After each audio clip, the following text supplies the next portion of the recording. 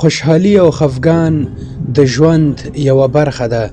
په ژوند کې انسان کله جوړ کله ناجوړ، کله مالدار او کله غریب، خو پام چې هیڅ کله هم ناشکري ونه کړي. ناشکري زړه سختوي، ژوند تنګوي.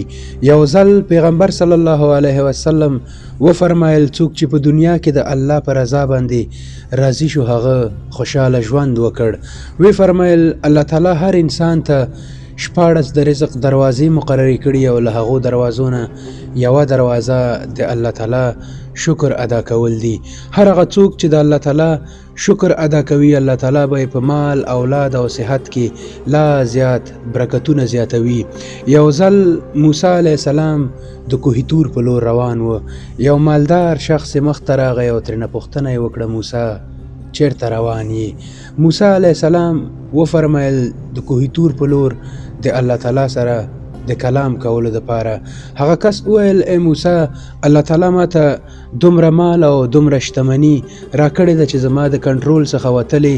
ته د الله تعالی رسول او د الله سره خبرې کوي، الله تعالی ته ووایه چې زما مال لږ راکم کړي. موسی علیه السلام ورته هو کړه او د کوه طور په لور روان شو. په مخ کې تلو سره یې بل کس مخ ته راغی او پوښتنه یې وکړه موسی چیرته روان یې؟ موسی علیه السلام وفرمایل د کوه طور په لور د الله تعالی سره د کلام کولو دپاره. هغه کس وویل ای موسی، زه نه په سر چت لرم، نه کار نه روزګار، هیڅ هم نه لرم. الله تعالی ته ووایه چې ماته هم لږ مال لا کړي. موسی علیه السلام ورته هو کړه او د کوه طور په لور روان شو. د الله تعالی سره کلام کولو نه پس الله تعالی وفرمایل ای موسی، هغه مالدار کس چې درته راغی او د مال د کمیدو غوښتنه یې وکړه هغه ته ووایه ته د الله تعالی شکرګزاري کمه کړه، ستا مال به خپله کم شي. او هغه بل کس چې د مال غوښتنه یې وکړه هغه ته ووایه چې ته د الله تعالی شکرګزاري نه کوې، ته شکر ادا کړه، الله تعالی به تا ته هم مال درکړي. موسی علیه السلام بیرته راغی او مالدار کس ته یې وویل چې الله تعالی فرمایي ته زما شکرګزاري کمه کړه، زه به تا ته مال هم کم کړم. دا هیڅ امکان نه لري چې یو بنده زما شکر ادا کوي او زه هغه ته خپل نعمتونه ورنه کړم.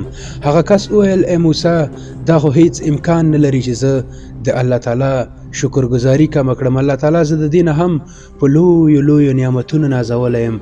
ماته یې سترګې راکړي د لیدو دپاره، خوله راکړې د خبرو کولو دپاره، لاسونه د کار دپاره او همداسې دا نور بدن. دا هیڅ امکان نه لري چې زه د الله تعالی شکر ادا نه کړم. موسی علیه السلام ورته وفرمایل چې بیا نو ستا مال هم نه کمیږي. هغه بل کس ته راغی او موسی علیه السلام ورته وفرمایل الله تعالی فرمایي ته زما شکرګزاري نه کوې، ته زما شکر ادا کړه، زه به تا ته هم مال او دنیا درکړم. هغه کس وویل ای موسی، زه نه په سر چت لرم، نه کار نه روزګار، زه په چی شي شکر وباسم؟ موسی علیه السلام وفرمایل الله تعالی ته د هغې نه هم په لویو نعمتونو باندې نازولی، تا ته یې سترګې درکړي د لیدو دپاره، خوله د خبرو دپاره او لاسونه د کار دپاره او همداسې دی دا نور بدن. ته اول په دې شکر ادا کړه، الله تعالی به تا ته هم مال او دنیا درکړي. السلام علیکم.